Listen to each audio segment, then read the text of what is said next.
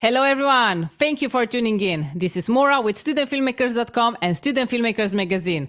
Today I am joined by an exceptional guest, Wagner ASC, a 14-year veteran, two-time Emmy winner cinematographer, and named by Kodak as one of the top 100 directors of photography.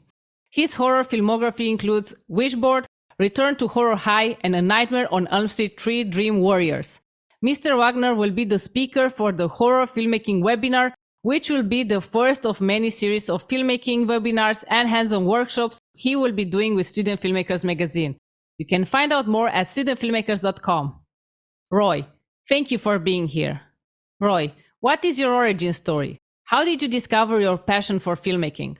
I was watching a film, and I was not watching the movie. I was watching a film dancing across the atmosphere in the movie theater, and I was fascinated by that. And my mother and dad finally took me into the projection booth, where I discovered that it was all a magic trick, that the movie was nothing but a bunch of still pictures that were running very fast through a projector. And that to me was beyond fascinating. It was something I had to discover and figure out how to make it work.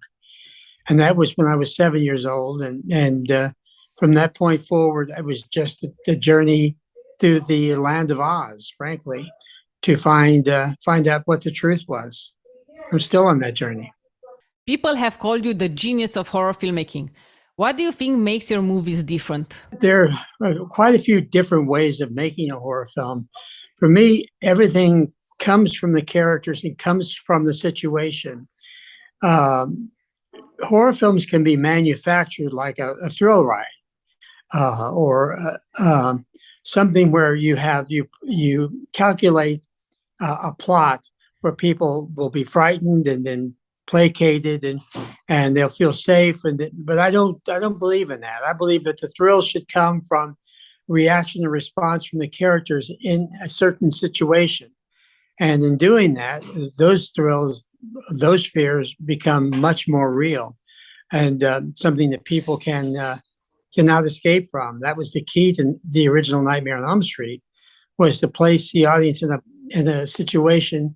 What if you can't escape from your demon, from your monster? What if that demon, that monster, is there when you close your eyes, when you go to sleep, and there's no way out? And that was the key to the original Nightmare on Elm Street. Freddy was the monster, but the best part about Nightmare on Elm Street 1 was that we hardly ever saw the monster. We didn't know who he was. And the more that we got into the Freddy series, the more the monster was seen, more the Freddy became a comical character in effect. And I think the less it became a horror film, the more it became sort of a character driven. For me, that's not horror. That's a different subgenre. It's a comedy horror. That is not as effective, at least. So for me, it has to be from situation, from the setup of the situation, the person being placed into an environment that may be almost impossible, and seeing how that character finds their way out. What are the main challenges that filmmakers face when shooting their horror film? Mostly the night. You spend a lot of work at night. You spend a lot of work in the dark. You have to be very patient with all the different departments, because there's a lot of complexity, especially with modern horror films, where there's a lot of CG or mechanical effects that take time to do. And horror is different than almost any other genre, in that it is plotted as a thrill ride. And it is plotted, unless you're on a film like The Others, or a movie like The Uninvited, or a Witchboard, or something like that, which are more spiritual or emotional environments instead of mechanical environments. What makes a horror film scary? Making the audience think that they're safe, making them feel like that they can overcome the situation, that the character that they have, that they're identifying with, can handle the situation, and then it evolves into a circumstance where it's impossible to solve. What advice would you give to young filmmakers that wish to shoot their first horror film? I would suggest they really find a very good team of partners that they can work with, not necessarily friends, but people that they can rely on that understand their technology and can incorporate it into the storytelling.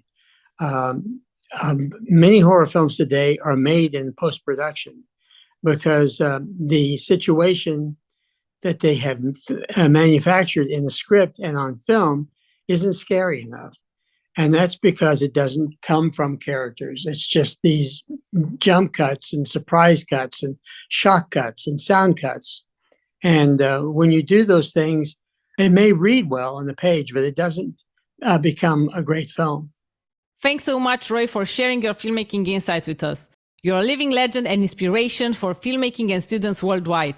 We're looking forward to your horror filmmaking webinar tomorrow, Friday, October 28th at 1 p.m. New York time East. Thank you. If you still need to sign up for the free live webinar with Roy Wagner ASC, please follow the free registration link below the description underneath this video. Thank you, Roy, and thank you everyone for watching. I'll be there. I'll see you then. This is Maura with Student Filmmakers Magazine. Never stop learning.